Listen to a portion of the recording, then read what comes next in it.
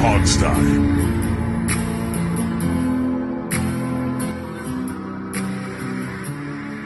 Hey everybody, welcome to the show. It is Alex, Steve, and Dave. Dave is in a haunted house right now because his lights keep flickering.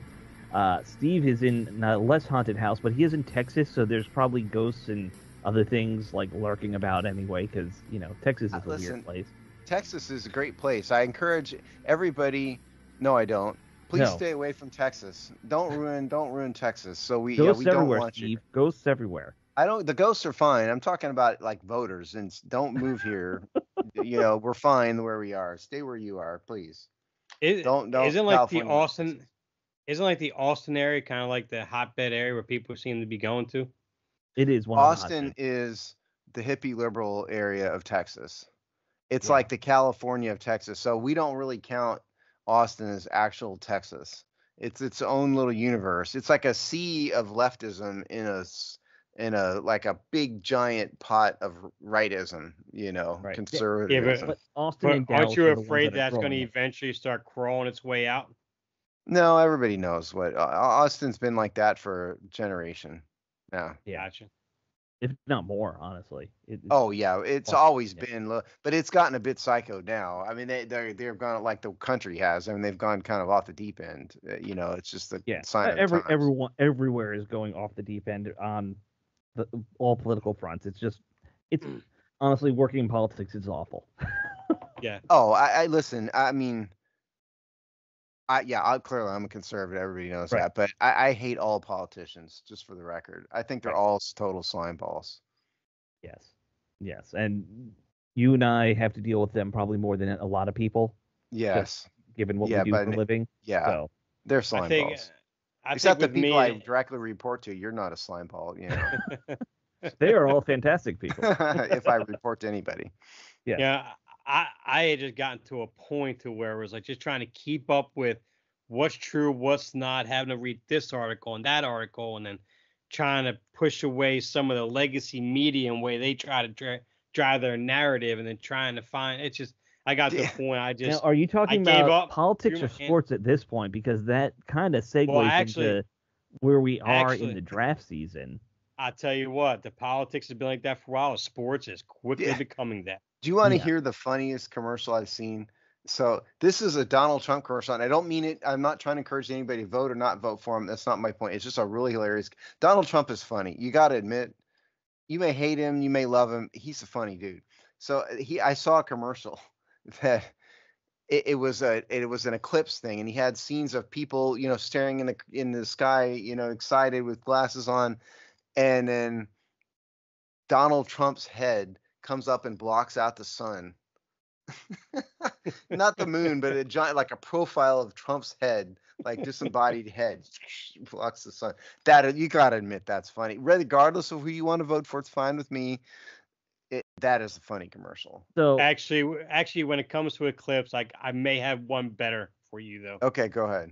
because I came home that day. The wife and I were gonna sit there, watch the eclipse, had the glasses, all that good stuff. It got Sure. cloudy, in and out, all that good stuff, whatever. And so I'm sitting there, and we get a good glimpse at it. So we're looking at it. My wife was using her glasses to get pictures through it. She was actually getting some good pictures, right? Mhm. But when me looking up, and with me having the type of bald head that I have right now, she took a picture of my head, and it literally looked like, you That's saw the pretty great. hair was the sun, the bald part was the moon, and she goes, "Look, girls," to our daughters, "I got a picture of the eclipse." Oh no, wait, that's your dad. Never mind. That's fantastic.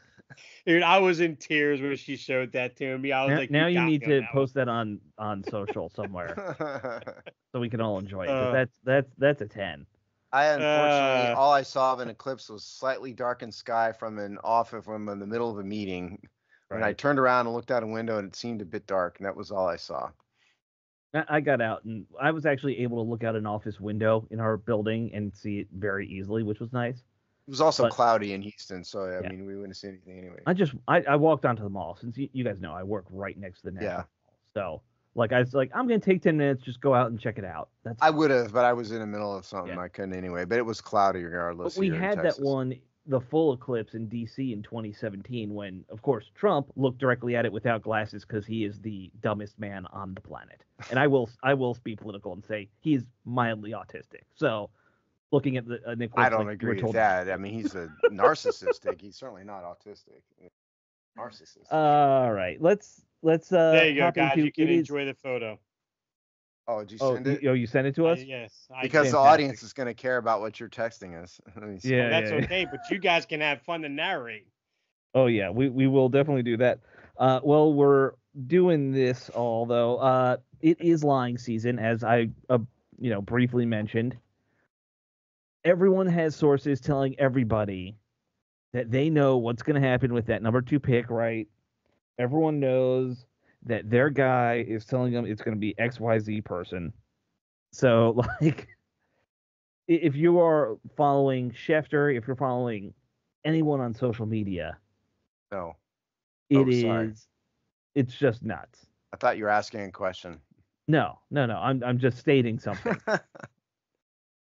None of these people know. Can we just admit, especially like the guys who call themselves NFL insiders on Twitter who don't work for like a network, or they're us. They're just guys like us. We don't Even know. the ones who work on a network don't know what they're talking about. Right. No. Okay. They have at least an Mel off-chance Kiper knowledge. has been wrong more than anyone. Mm-hmm. I don't know how Mel Kiper has a job, to be honest.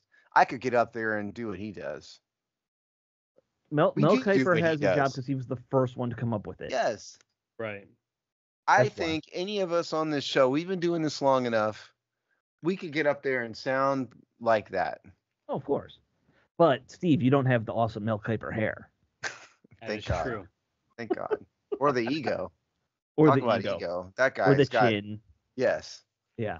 That guy's got more ego than even, name your politician. Mel Kiper's got more ego than he does. Yeah. And very nice suits. I'll give him the suits. The suits are nice. He can dress well. Good for him.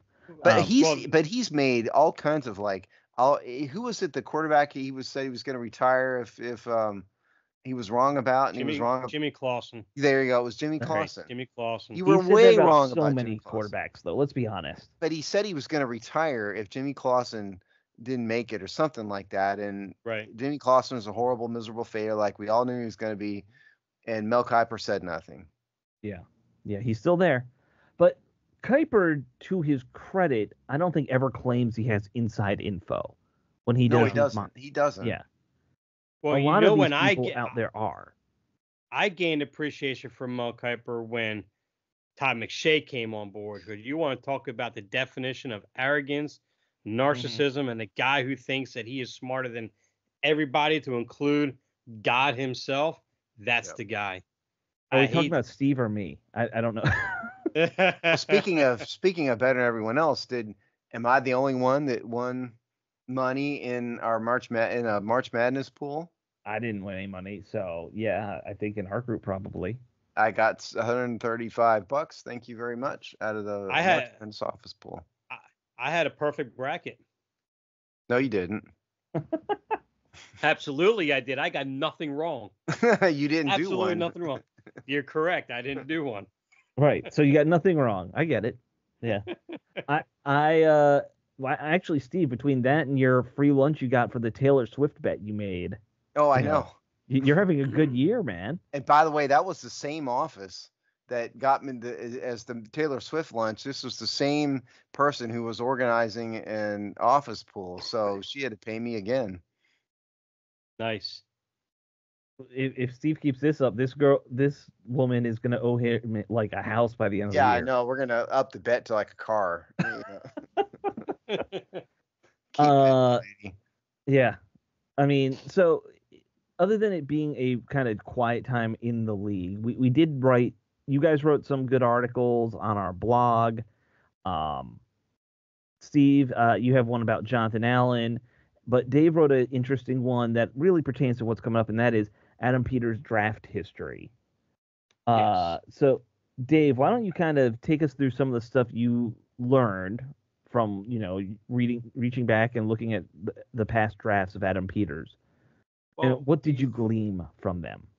Well, before we kind of delve into picks wise, or even the decisions that were made along the way. I didn't count the 2016 year because he was only a assistant director of scouting or whatnot. He didn't have a great influence that year. So I really kind of focus more so on the numbers I have right now that are not in the article from 2017 up until now. Now, as far as as far as the 2022 and 2023 draft class, I didn't really count them in any kind of calculation because we have no idea what those players are going to end up being, whether they start off slow and they wind up breaking out or whatever. So I didn't even really talk much about them in terms of what I have for numbers. But when I go from 2017 to 2021, and I included the deal with McCaffrey in the during the season and the deal with Chase Young last year, that's 34 total trades that accounted for with draft picks. And if you want details of any of them, I have them all right here. Well, wait. Hold on. He did not make 34 trades. No. I'm talking from 2017 up until 2023. He didn't make 34 trades in 6 years. There were a total of 34 moves that were made from going into the draft and also during the season. I include every trade that was made for draft picks. Okay, you're not counting just draft day trades because there's not no way just draft day trades. No. I'm talking. I'm encompassing the whole season. Okay, fair enough. And I actually have them broken down on what was pre-draft and during the season here as well in more detail. But what I thought was most interesting about this, so maybe you can go through this. Let's just hear about what was drafted from 2000, what the 49ers drafted from 2017 to 2022 that he was a part of at some level, because I think it's insightful. Right. So you want to go through that? Okay. But just real quick though. Okay. Of those 34 moves total, encompassing everything, about 12 of them you could scratch off of being bad deals, like the Trey Lance one and so forth. That was about 30. So that was a 35%. 35% of those moves that turned out being bad. 35% were neither way. Only 29%, 10 total deals actually turned out to be productive trades. So, but as far as that, we could start with 2017 if you like. Yes. Yeah. So I will say I do think it's insightful that Peters is that active in terms of trading around. Like, you know. Well, see, let's also kind of be clear. I kind of made this I kind of made sure I stated this in the article, because in that time he was director of scouting, and assistant general manager. He had influence. How much influence he had, we're not sure.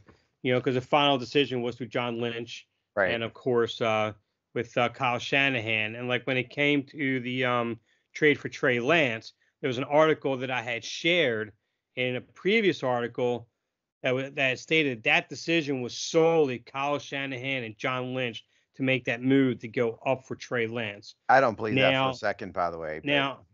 No, I that's the thing though. In terms of the final decision. Well, sure. What did Adam Peters play in all that? We have no idea. Was he good for? Was he for it? Was he against it? That's the only thing we can speculate. We have no idea what his role was. So I just made it to where I counted him as being a major part of all these moves, because that's all we have to go on to going forward. Right. So, but so far as 2017, Dave's adjusting real quick to try and read his paper there. You could go to the website and it would be a lot easier to read. I'm just saying. Well, I know that. Because it's published. Yeah, am I going to have to do it for you? No, you do not, because I had the website up. I was trying to get something else on top of all that squared away as well, but the lights, I had the wrong lights on for that. Okay. So lucky you had lights on, period, considering your house has been flickering for 30 minutes. Yes, that is true. So So as far as 2017 draft, they had one significant move in there where they swapped back with Chicago, and they went from pick 2 to pick 3, and they picked up an additional third round pick, a fourth round pick, and a 2018 third round pick, and that turned into Solomon Thomas, which he wound up only being on the team for 4 seasons. Wasn't overly productive, so you can kind of cross him off as being more of a bust in that draft when it came out. But as far as that trade, though, that trade ended up obviously Bears getting Mitchell Trubisky. But what was interesting is that third round pick that they wound up getting, they moved to the Saints, and the Saints used that for Alvin Kamara, which wound up being pretty interesting. Not to say they would have drafted him, but it's those kind of ripple effects that you'll notice in some of these trades on players they missed out on, like Micah Parsons. Later on, we can show on one trade that they made, they missed out on Micah Parsons because the Dolphins moved that pick to the Cowboys, where they could have been sitting there for Micah Parsons. Yeah. Okay, but so 2017, Solomon Thomas, bust. Reuben Foster, bust. Yes. They found George Kittle. Right. Which is you were the only real kind of plus level player I think that they had. So what I'm taking out of 2017 is that all is not well. Well, they also had Fred Warner in the third round in 2017. That's a good one. Yeah. Okay. Yeah. You didn't list that one here, but no, that's 2018, is it not? No. Dave, that's what you have it listed as, at least. Somebody play the Jeopardy theme. Yeah, Dave is looking through his own notes again.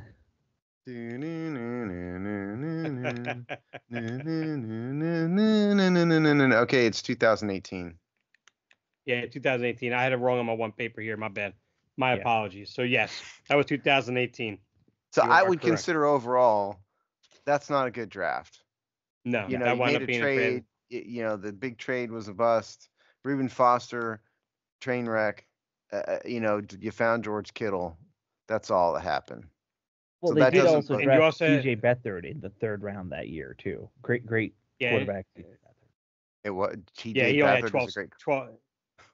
Yeah, he only had 12 total starts for him on that one. Yeah, and he also drafted a fourth round running back in Joe Williams that never even played it down for him. Mm-hmm.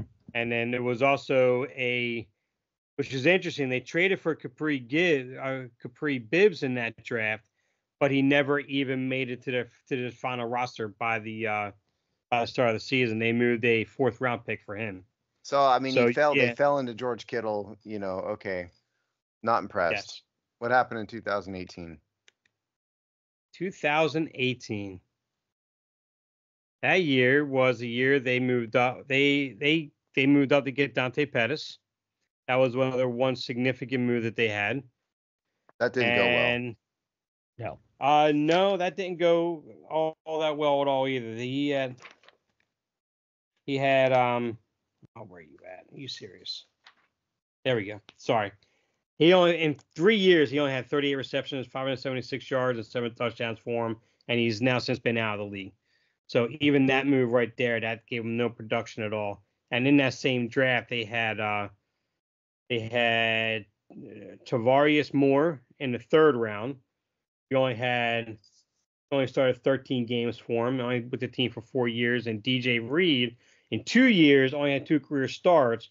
Did nothing for them in 2 years. But since then, he's actually been pretty productive for Seattle, and I think the Jets he was with as well. Can we summarize that by saying that was a bad draft as well? Except Fred Warner.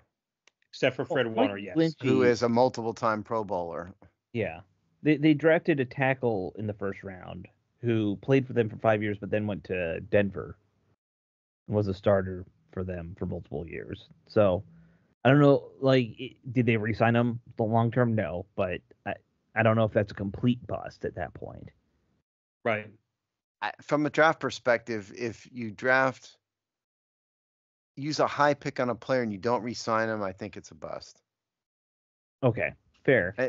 Because you're trying to use the pick in the first and second round. You want long-term starters. That's Yeah. the goal. And there's different levels of bust or whatever. Granted, I mean, there's there's shades. Chase Young level washout, or there's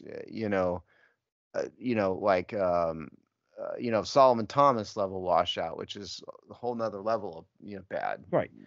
There's Montez Sweat, who, similar, not necessarily a bad player. They just traded him rather than re-signed him. Okay, so that's two so far. Not great. Not great. What happened in 2019? Not great. 2019 might be one of their better years that they've had. In 2019 is where they had Nick Bosa, Deebo Samuel, Dre Greenlaw, and they were all effective starters for the team, still with the team. So I mean, obviously we know Nick Bosa, who is an absolute stud for them right now.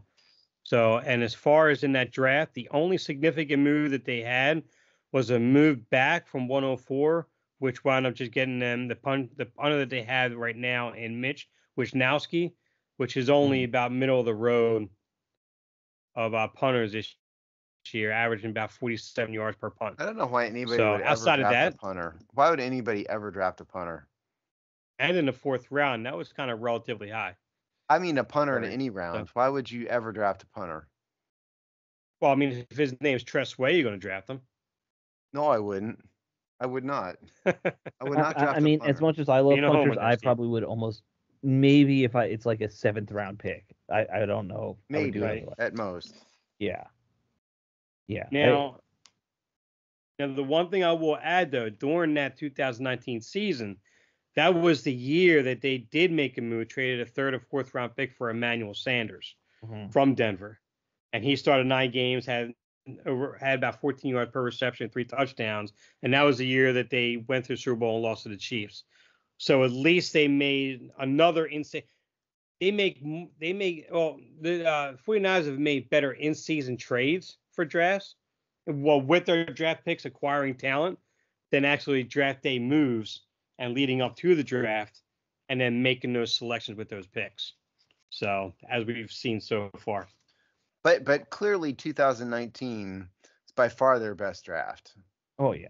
Yes. They found multiple Nick Bosa, so they found, to be fair, maybe I'm being a bit too negative. So in 3 years, they found 1, 2, 3, 4, really 5 big time starters. 5 big time starters. One's a borderline Hall of Famer, right? If not outright Hall of Famer already at this point. Well, I mean, and Kittle too probably is up there. Okay, yeah. So you're talking about Nick Bosa, but yeah. And that's 5 more than Washington's found. Right. Yeah. Right. So, but I think of this group, finding hitting on 3 of those guys in one draft. That is a quality draft, I gotta say. Yeah, I'm happy when we come away with 3 good starters out of a draft after 4 years. Like, getting that level is pretty nice. Right. Okay, 2020. 2020. So they had 2 first-round picks that year. Javon Kinlaw, who wound up being minimal in production. He only had 5 sacks, 70 tackles, started 28 of 41 games. So you can count him as a bust. He's actually off with the Jets now currently. So he's not even with the team anymore. So that wound up not being a very good move at all. No. Now Brandon Ayuk, they moved up in the draft for, and that was a move where they sent. Oh, where am I at? There we go. Brandon Ayuk, and they. Oh, are you serious? They moved. They moved 3 picks to go up to 25 to hit Brandon Ayuk. But they did. Picks 31, 117, and 176 get up to pick 25 for Brandon Ayuk. Sorry. Yeah, I mean, I think it's safe to say what we've learned here is that Adam Peters or the people he worked for love trades. Yes. Not a little bit. Like, they're having a sensual romantic relationship with trades. And what's interesting to me is it's both trading up and trading back. Yes. It's not like they're fixated on one versus the other. They're actually having like a dirty, sleazy Yeah. illicit affair with the idea of trades. Yeah. Is that fair enough? I think to that's say? fair. Yeah. And people need to be careful what they wish for and want like to trade back from too, because as we've seen, they don't have a very high hit rate when they make these moves like And can this I stop either. you right there? Yeah. What kind of stupids out there want to trade the number 2 overall pick in a year in which your team does not have a quarterback? Yeah. What that is just that is stupid. Okay, I mean, for Christ's sake, take the quarterback. Right. People are trying to outsmart themselves. So you got to try. I mean, I know there must be, you guys pay way more attention to this, like 90% more attention to this than I do, but I've seen it. And there's these people that are obsessed with, you're saying it right, Dave. I totally agree. Be careful what you wish for. You're going to want to trade back from number 2. And what can we do with this, blah, blah. You don't have a quarterback. Right. Take the only opportunity you have. See, your lights are green with me. They're flashing. Yes. Yes. It's all Morse Take code this for you. opportunity that when you have a number 2 overall pick, and grab the quarterback that you think is the second best in the draft. It is not complicated, people. Now, there is one option of a trade back that I could see that might make a little sense for the team if the rumors of them being as high on JJ McCarthy are where they are. I'm just saying for them. No. I'm talking about in their perspective. I'm saying they're wrong. That's what I'm saying. You're JJ McCarthy is not a top 5 pick. Okay. Yeah. He's not close. I'm with Steve. I wouldn't even draft him in the first round. I think he's a second round pick. He should be. He won't be, but he should be. I think he's Colt McCoy. Yes. Modern era. Yeah. He is. That's not a bad comp. I don't disagree with you. Yeah. I've started to develop my comps for all these guys. That's my comp for JJ McCarthy. That's a pretty good one. I like that. I think I'll adopt that one. If you want to steal it for your article, go for it. I've already written that part of it. I'm not going back. I think that's the first time I've heard anyone be that down on JJ McCarthy at this point. Everything has been like he's a top 3, top 4 quarterback. There's no way JJ McCarthy is that anywhere near that. It's like these quarterbacks continually get overrated every year. You'd think people would learn. Yeah. To be perfectly honest, we're going to get into this next week, but this is not a great year for quarterbacks. There's a lot of quarterbacks, but there's not a lot of quarterbacks who belong in the top 5. That's the truth. But let's keep going through Adam Peters' draft, because I like this next year best. This is my favorite year. 2021. What happened in 2021? Because, I wonder what is wrong with you if this is your favorite of his. Oh, it's my favorite one. Well, I mean, they moved up for a future Hall of Famer in Trey Lance. What's wrong with that? He may be in like the Pro Bowling Hall of Fame, perhaps. He could be in, maybe his high school, Hall of Fame, maybe. Oh, he'll be in his Hall of Fame. Maybe he's in his household Hall of Fame. Like in his household, his family voted him into the Family Hall of Fame, perhaps. He might get into that one. Well, he's not going to get in the NFL Hall of Fame. Well, see, now this is where we get into the Micah Parsons scenario, though. Because because in this trade back, obviously it went to the Dolphins, one of those future first-round picks. Well, that future first-round pick in 2020 draft wound up being the 12th overall, was traded from the Dolphins to, we all know, the Cowboys. Right. And then that's where Micah Parsons came in. So imagine if San Francisco never even made this move. You would have had a linebacking core with Fred Warner, Dre Greenlaw, Micah Parsons, with that front 7, and then wow. You throw Bosa on that team and yes. And Chase Young. I mean, Grant, that's looking at with everything with hindsight, obviously. And it's great when you see it all laid out on paper and how everything unfolded that way. But it just shows everybody that moving these draft picks around like this isn't always the best move.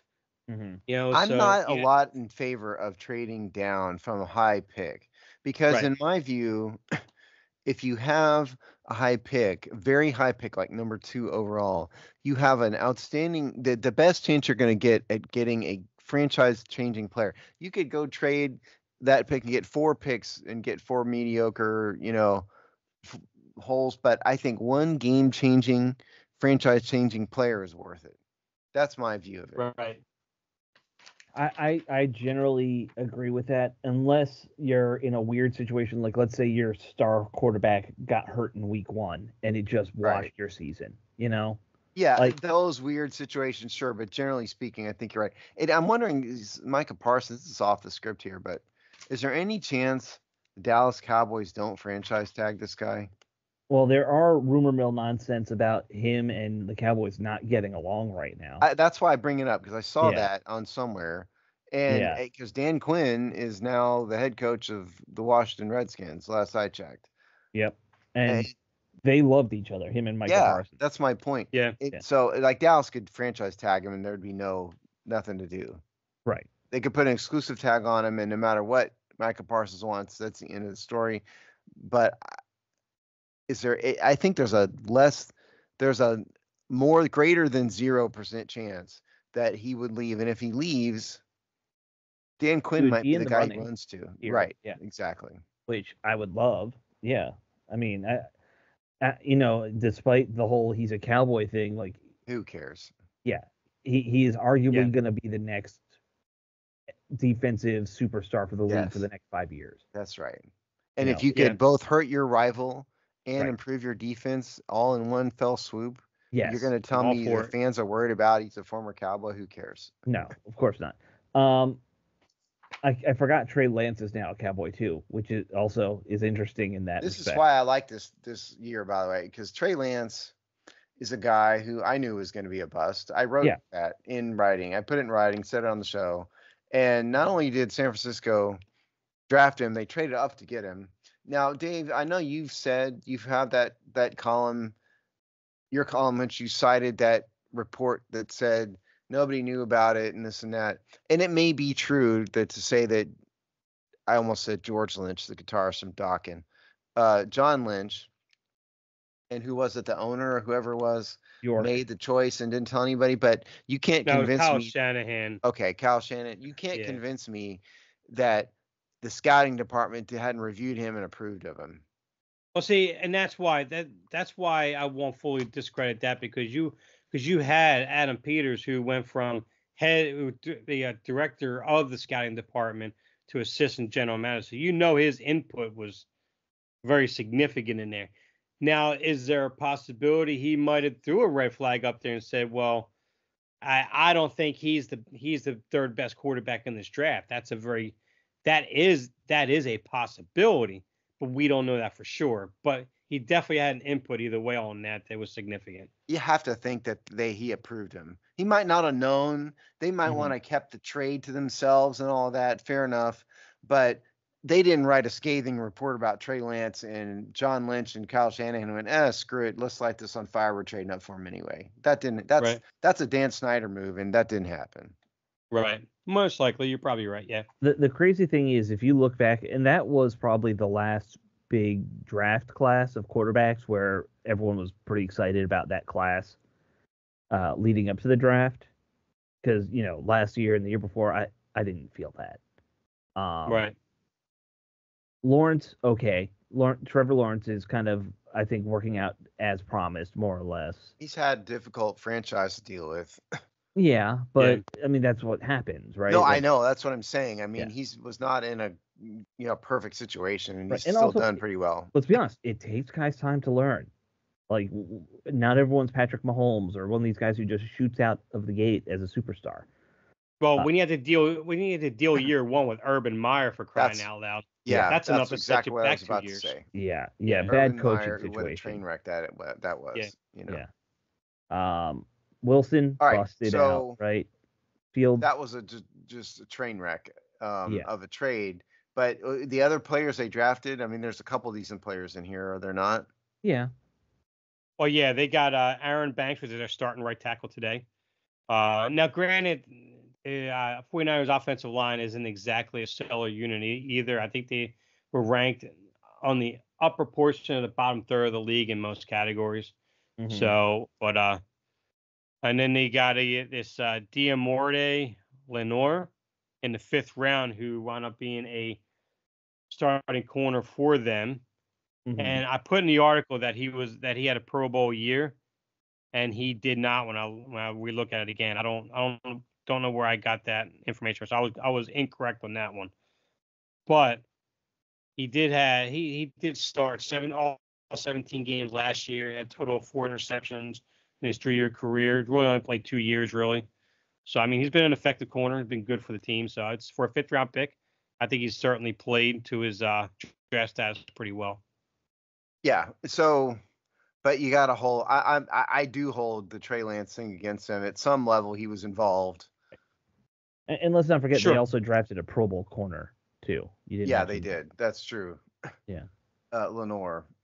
Now, granted, hopefully, this is one of those situations where it's a learned experience for him too, and maybe he takes that and goes, you know what, we're not going to make this move back for JJ McCarthy because I'm not going to have another Trey Lance thing happen.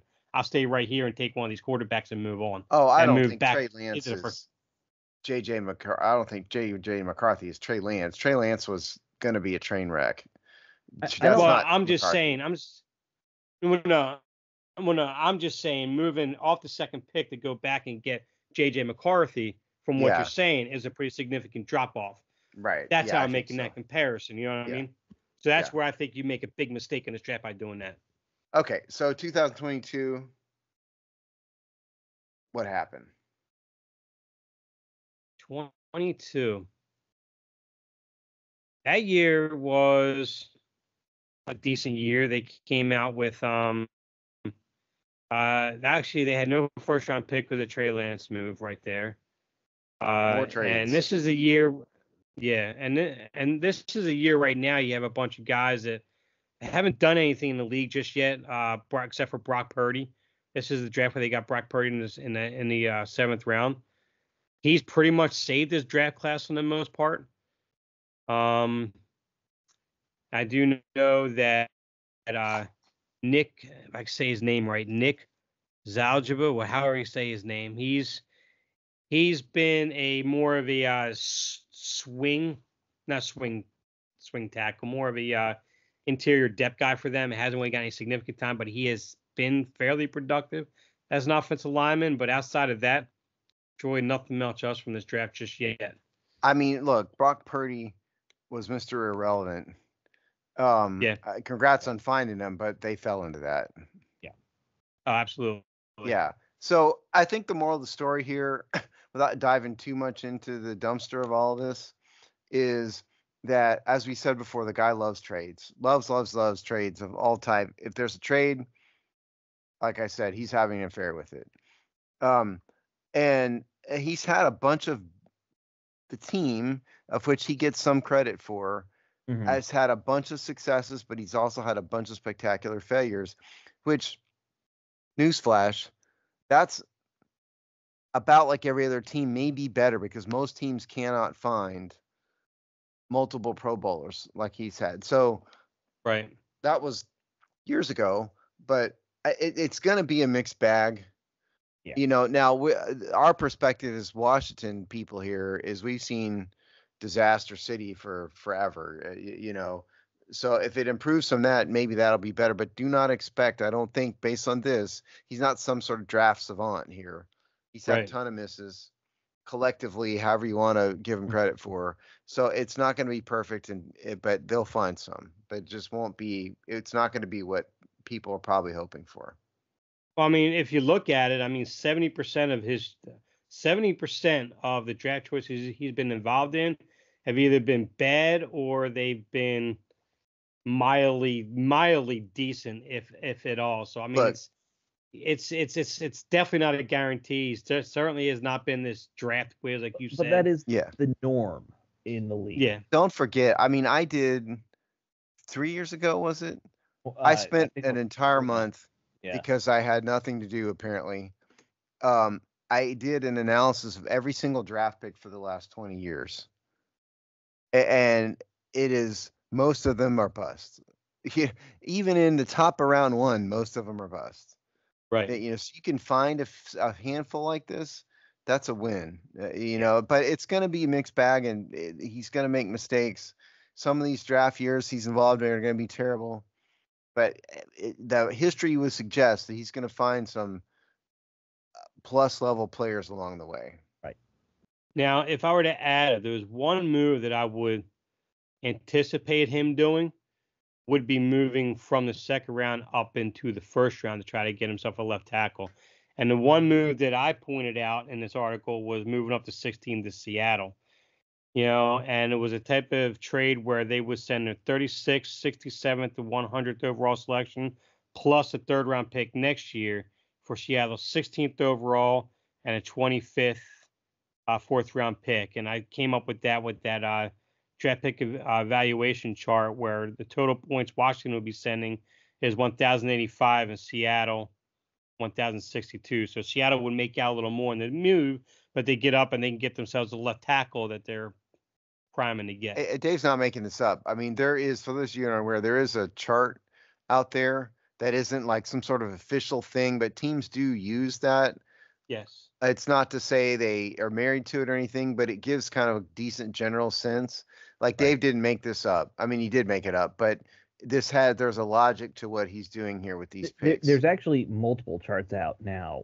Yeah. There's like a classic one that was developed in the 90s, and then there's like updated ones. The only one I've ever looked at is the one you're talking about, the old one. So yeah. The newer ones are not as common to find, but I've seen them around. And people, I think it depends on who you're talking to, which one they want to use. I mean, look, this is a big trade, and it's a lot of assets to give up. It really is. Yeah. But they're moving up a long way, and Washington desperately needs a left tackle. I don't care what Dan Quinn or Adam Peters says. They have an emergency, like a crisis going on in their offensive line. Frankly, they still have a big need at right tackle too. I know, that's what I'm saying. There's a crisis in the offensive line. So they need to, if it were me, I would do this. Something along these lines, at least. If a guy's still there that you think could start right away, My bigger concern is, quite honestly, there's only 3, maybe 4 left tackles who are week 1 starters, and I think they'll all be gone by top 10. Maybe. And if that's, well, I mean, you can't draft everything in the top 10. You can't draft 4 quarterbacks and that's true. 4 tackles and Marvin Harrison and everybody can't go in the top 10. I think they'll be, but I do think they'll all be gone fairly quickly. We'll see. Yeah. Of course, we're getting closer to it. All right. Since we're talking about the draft, do we want to just do my draft preview that I covered there? All right. So, guys, I wrote about linebackers this week as we continue to cover each position group in the draft. So the thumbnail on linebackers, it's not a great class from what every draft expert and, every mock draft site you see. There's maybe a late round first rounder in this class. Most of these are like second and third round guys that I was looking at. Mostly because if Washington wants somebody who's going to have an impact at linebacker, you're probably talking about these second and third round picks as the spot to do it. And despite the fact that I think the team, they picked up 2 starting linebackers and depth guy, I think that they still could use another linebacker from this group. You have them sit for a year behind a Hall of Fame middle linebacker and learn how to play. And then this is a guy you have going forward after this. Like, it's actually a pretty good time for Washington to kind of draft and develop a linebacker who they think could be a potential starting middle linebacker, especially. But, guys who are true middle linebackers are rarer and rarer now. So I'll just cover some names. I didn't go through and necessarily say this guy's a third round pick. This guy's like, these are all day 2 guys, some day 3 guys. But I'm going to cover the ones that I was really impressed by when I started looking at, YouTube clips and everything of them. The one guy that I thought was very interesting, and I think he's probably the top rated, is Edgerrin Cooper out of Texas A&M. The thing about him that stood out to me, he's got great anticipation for finding the holes and the run lanes and getting himself in that right position to make a tackle on a running back from the middle. So if we're looking for a middle linebacker, traditional, Think like London Fletcher, what he did in his prime kind of stuff, just, stopping the run. I think that guy could be a great asset for that. Last year he had 17 tackles for losses and 8 sacks, so like he was very good at getting after the quarterback. Probably would also be a decent strong side linebacker. Another guy I really liked, Peyton Wilson, out of NC State. He's more of your athletic, think Jamin Davis kind of guy. He very similar athletic profile in my mind. 6'4" at Peyton Wilson at 233. Yeah. It's a bit thin. Yeah, he's a bit lean. A Yeah. lot of linebackers now are in that 230 range. Well, that's what I was about to say. I mean, if Yeah. you look at this chart, and you're going to get to more of these guys, I won't spoil it, Sure, but sure. they're all almost exactly the same size, within an inch and about 5 pounds of each other. There's like a prototype of linebackers in the NFL now. Right, and there's definitely the case. I mean, there are a couple guys who are going to be later round picks, guys who are more of like your 34 style linebacker these days, outside linebacker. You know what I mean? Glorified edge rushers.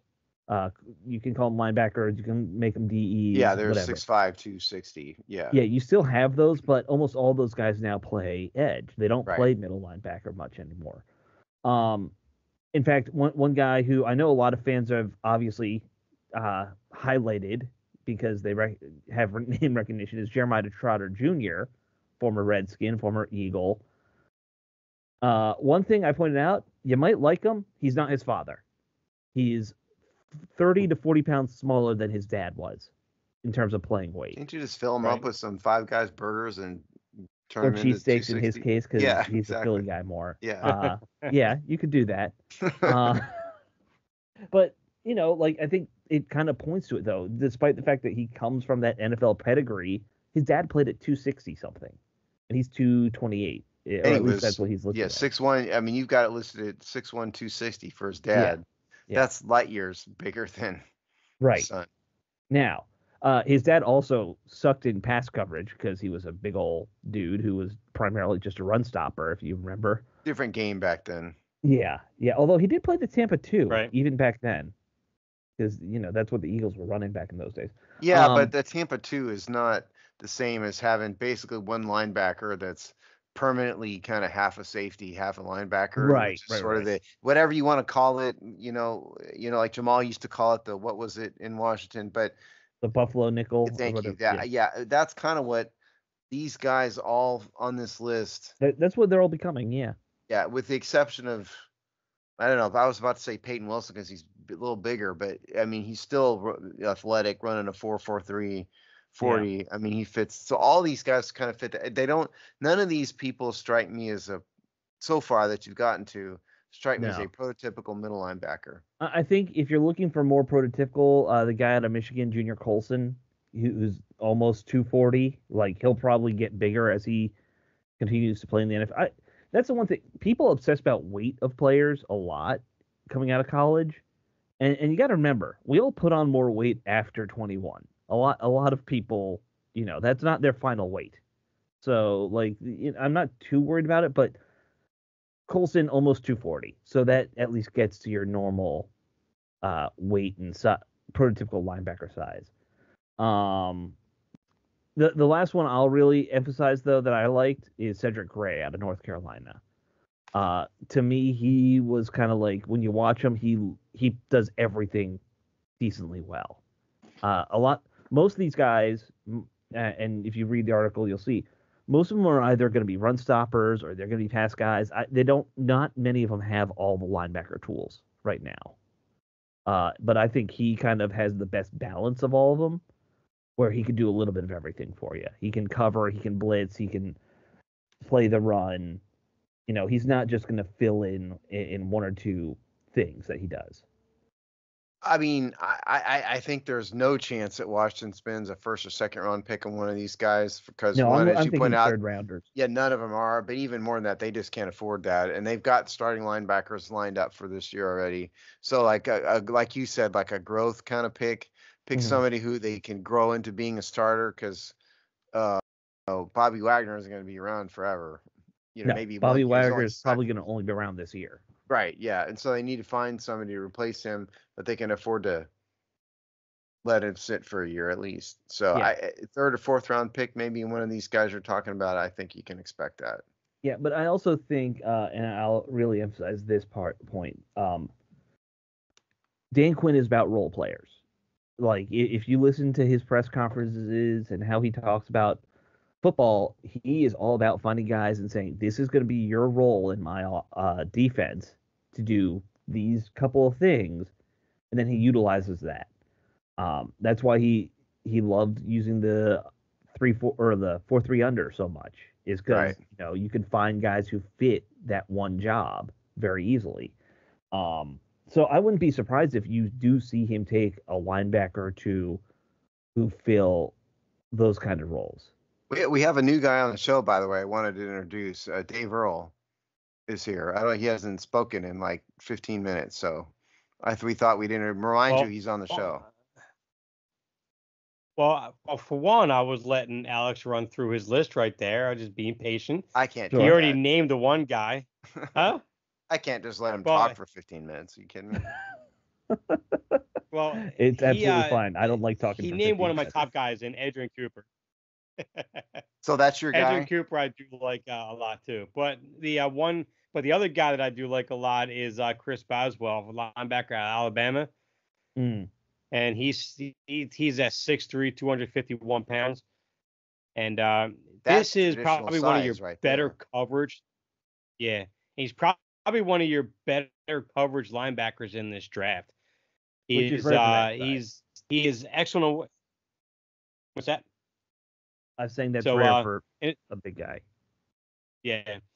And some of his pros is in coverage. He has really good awareness and anticipation when he's dropping back in the zone. He's very fluent in his motion. He's quick on his bursts and he's real quick on his first step to break into a route that he sees developing or whatnot. He could cover guys like a Dallas Goedert and even to an extent Travis Kelce. Not many people can, but he has the range. He has the speed and the quickness to have the ability to do that. And as far as pass rush, he's very quick off the edge. He plays very strong. And but the only problem that he does have is, and the report I'm reading here is, he can tend to get a bit upright at times. So if he's going against these bigger offensive tackles, if they get that reach into his chest, they can easily eliminate him. They can easily eliminate him off the rush. But as far as coverage on the run, this is a guy at a 4.6 40 that I think is a guy that will sit there perfectly in that mid round. And most mock drafts have him right around roughly about pick 40. The highest I see him go was pick 36. So he was sitting right there if Washington doesn't move up for their pick right there, pick 40. So that's a guy that I would love to see in Dan Quinn offense. He can play the role that you see Micah Parsons. The problem is Washington to be negligent if they don't draft an offensive lineman. Sure. To me, in my opinion. Which would be like Jordan Morgan at that point right there from Arizona. Somebody, yeah. Or the kid from Houston, Paul. Chris Paul. I think he would be. I actually like him more than Morgan. The more I've looked at just various, clips and stuff.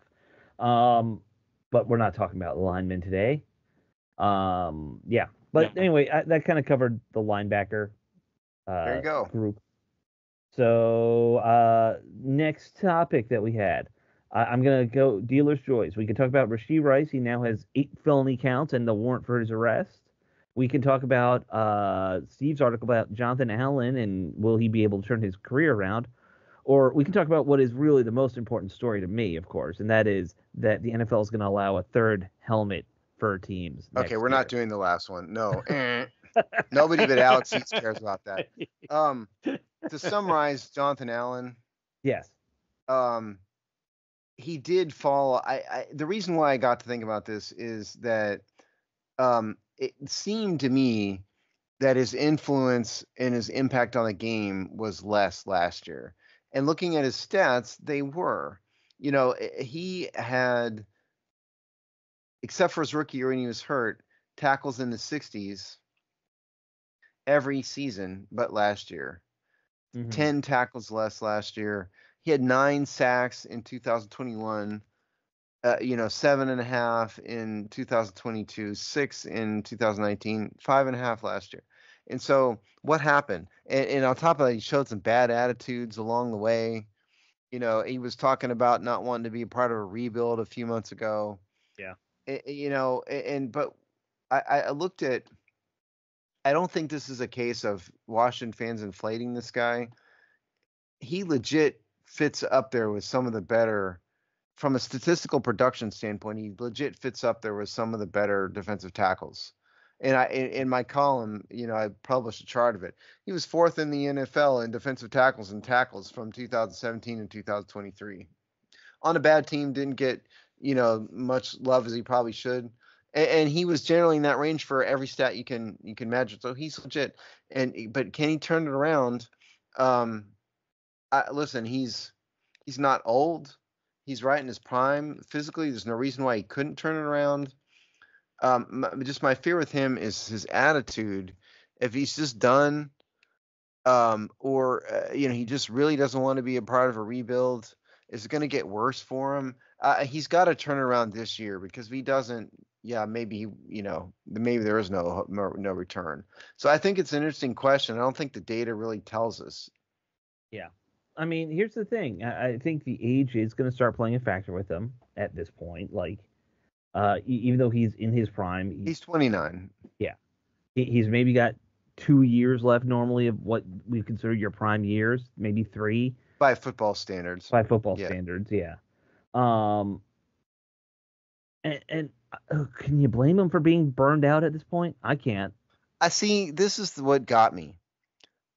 No, I don't. I mean, everybody was. Hell, I was sick of the team. I mean, we were all burned out of it. Well, especially me. I'm more than you guys, and I still am not wild about it. But you are the team captain, one of the team captains. You're the defensive leader. You have got to put a pretty face on. You cannot get out there and have a bad attitude, because it rubs off on the people who look up to you and the people you're trying to lead. So I fault him more than others. I think he, more than other players, was responsible for the overall negative impact that the defense had last year because of his attitude. That's really what made me think about this column. Well, see, when I see Jonathan Allen, obviously he played in Alabama, 2 national championships he was part of. Not much went wrong, so he was a vocal leader there. Everything kind of clicked. Nick Saban kept everything in order. He kind of helped keep everything in check, and nothing really crumbled around him. So he was fine. Now he comes in Washington's first year. He helps keep the locker room together. But once things really started to crumble around him, especially with Deron Payne on the sideline a couple of years ago when they got in that altercation, it just seems like I don't want to say he's not a good leader, but it seems like when the situations get to be as adverse as they had gotten, that he isn't built to respond properly to bring that locker room together the way that he should. Although he gave that impression he did early on, but you saw how everything kind of crumbled around him. To me, he seemed like he lost some of the ears of the locker room, especially at that sideline ordeal with Payne. So I think when everything starts crumbling around him, he's not as an effective leader as when everything is going just right around him. And unfortunately, if you can't handle both sides, how good of a leader are you really? Yeah, and it's kind of front runner is sort of what you're saying a little bit, Mm-hmm. So I don't disagree with you, and that's it disappointed me, because he hadn't been like that before. Can you turn around? I genuinely, it's really hard to say. It really is. I wouldn't say 100% yes. I really wouldn't. I mean, so much is going to depend on how he adjusts to a new system. Right. Yeah, that's why it's hard to see right now. We didn't even really know what system they're running. Right. I mean, there's some clues based off of who they've picked, but you don't know for sure. Yeah, I think as a general point, the fact that the team doesn't have defensive pass rush, defensive like edge rushers that they used to, puts a bit more pressure on him and Daron Payne both to produce. Mhm. I'll say that much. Oh, for Now, sure. what kind of trade value would you think he had going to the draft? With his contract and a lot of teams up against the cap in terms of the teams he would want to go to, I don't think he would really draw that much in return and trade there, would he? Who cares what team he wants to go to? Why does that matter? Well, no, I'm just saying because the teams that would look to bring on that contract, if you're a rebuilding team and you're not close, you're not going to touch them. Okay, so Allen has a $21.4 million cap hit this year. And if Washington traded him pre-June 1, it would cost him $12 million in dead cap, so they would save about $9 million. Now, the team that he goes to would not have a $21 million cap hit because the prorated portion of the signing bonus would stay with Washington. So it would be a little less. But next, so 2025 is the last year of his contract. 23 million next year. It's 6 million dead cap. So if they're going to trade him, I mean, without a long-term contract in place, having had a down year, if they were going to trade him now, I mean, I don't think they're going to get a ton for him. They're going to get what, 4th round pick, maybe mid-round pick. Look at what Stephon Diggs got. It was practically nothing. And a different position, but same point. Yeah, star player, very more a way bigger star than Jonathan Allen is. Yeah, but they swapped a couple picks and got a 2nd rounder in the future. Right. That's so nothing. That's what I'm thinking. I mean, I mean 4th, 5th round pick at most. Yeah. Probably not worth it to trade him unless he just becomes a big pain in the tuchus, Right. Yeah. I would just let it play out. Hope that Dan Quinn can kind of rejuvenate him a little, positive energy, at least. Now I'm going to play that Rashawn Slater card again. I keep mentioning the left tackle from the Chargers. He's 25 years old, and his 5th year comes up in 2025, which is that 5th year option would be $19 million. Then they got to do another. Then they have to either commit to a long-term deal or not. The way the Chargers are against the cap, that could be an ideal situation where the Chargers could take one of the top tackles at pick 5, move Slater for Allen and a pick, like maybe Allen at 3rd or something like that, and then they make that swap and they shore up their defense more. They could draft a young left tackle to groom, and they get a valuable pick in return as well because left tackles left tackles have a higher value than a defensive tackle. So you're still going to have to give more than Allen in return, but you shore up that left tackle side. I think you're trying to speak this into existence. Yeah, absolutely I am, because I like Rashawn Slater a lot. You've written about it. You said it twice. It's a good point. Whether or not anybody listens, who knows? But in Washington, listen to this man. Washington front office people. And the Chargers don't really have. I mean, they have Poona Ford, I think, is their best defensive lineman. Mm-hmm. So they don't really have a whole lot going for them there. But I don't know. I would rather stick it out with them if I'm being honest. Just maybe it's a little bit over loyal to guys who are drafted here, and especially considering he and Terry and Daron Payne are still the only good players they have drafted in the last 10 years now, it seems like. It's not a great list. There you go. And the other, real quick, Rashee Rice is a moron. What we were going to cover here, I'll just mention it. We covered the story last week about him racing a car and getting in a big accident and hurting people. Yep. So now there's a warrant out for his arrest. Dallas police, 8 charges, aggravated assault, 1 count of collision involving serious bodily injury, and 6 counts of collision involving injury. So the ag assault is the worst charge against him. That is a 2nd-degree felony. The other stuff is felony too. So he's got a whole bunch of felonies lined up against him. He'll probably plea bargain this to something lower, but I think you can, based on this, it's all the more reason why what we said last week, which is he's going to get a suspension, is going to come true. So that's Rashee Rice. And then a side note, he's going to go do some time. He's going to do some jail time. They're not going to let him off the hook for this.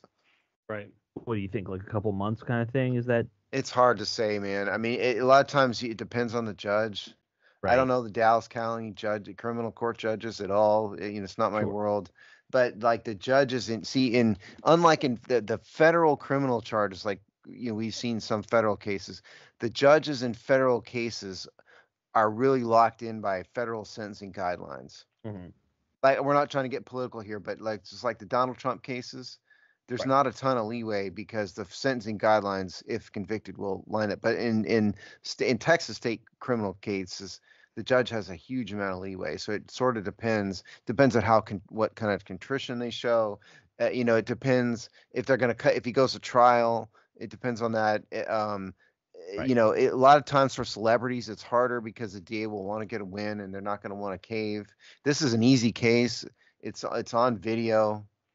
There's unless there's a question about who was driving, they kind of got him on this. So they may not compromise very much. That'd be my guess. But you never know. You get some soft-hearted, football Chiefs fan as a judge. You never know. It Right. is also Texas, so loving football Yeah, and trying to but cover it's up for football also players doing stupid things is a Texas pastime. but Or used to be. Dallas, in-city Dallas district courts Yeah. have, I'm not trying to be political, but it's truth, have a lot of Democrats in office right now, and they tend to be less, Democratic judges tend to be softer on criminal sentencing. Mm. Sure. So, but I think he Uh, will do time. okay. We'll see what he gets Right. in the end. So I was maybe gonna mention real quick that the team is gonna have both Jaden Daniels and Drake May come and do their in-person interviews this week. I think they ought to do them together and just let them like fight it out like a That battle would be royal, right? very interesting if right they in the had them locker both. room. You know what? You would save money in some ways because they could fly in together on the same jets. I don't know. Like I'm just trying to think outside the box. 1, 2, 3, fight. Yeah, Rock'em Who's Sock'em left? style. Who's left standing? Dave, did Uh, you get cut off? What were you going to ask me? I was just going to say the Rashee Rice thing was that I wonder now that's going to open Kansas City looking for a trade into wide receivers. I know they tried to inquire about McLaurin during the season Maybe. from reports I Yeah. had. Maybe they give a call for McLaurin again. Possibly. So, Yep. just a small little thing. That's all, there's a lot of good receivers that they'll be able to draft in this draft. which is So. very true. Yes. Yeah, like they'll be able to get a starting receiver probably in the third round with how good this draft is. All right, that should cover us this week. I can't wait till the draft is here and we have something to really talk about.